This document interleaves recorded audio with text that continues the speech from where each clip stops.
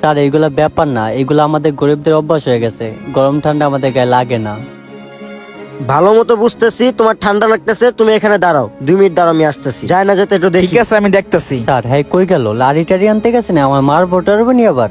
আরে না না, মারবে না তোমারে, ছেলেটা খুব ভালো, আমার ফ্রেন্ড, কোনো সমস্যা নেই, তোমার কোনো ক্ষতি করবে না, আসতেছে আসুক। স্যার এখনো আইতেছে না, আমার একটা পার্সেল দিতে যাওয়া লাগবো। এই নাও ভাই, এটা তোমার জন্য। স্যার এটা আমার জন্য? আরে হ্যাঁ, এটা তোমার জন্য, বাসায় পড়ে রয়েছিল, আমার ছোট হয়, এটা তুমি রেখে দাও। এটা তো অনেক দামি স্যার। আরে সমস্যা নাই, আরে গায়ে মেয়ে দাও, গায়ে গায়ে দাও। দাও। এই যে দেখছো না, একের মতো লাগতেছে। সেই প্রত্যেকদিন বাসা থেকে লাগতেছে। বের হওয়ার সময় জ্যাকেট পরে বের হবা, ঠান্ডা কম লাগবো, অসুস্থ কম হবা। স্যার আপনাকে যে কি বলে ধন্যবাদ দিব, এত দামি একটা জ্যাকেট আমাকে দিয়া দিলেন। আমাদের ডেলিভারি ম্যানদেরকে কেউ 10 টাকা 5 টাকা দিয়া ছাইরা দেয়, আর আপনি আপনার কত সুন্দর একটা জ্যাকেট আমাকে দিয়া দিলেন। আসলে স্যার আমি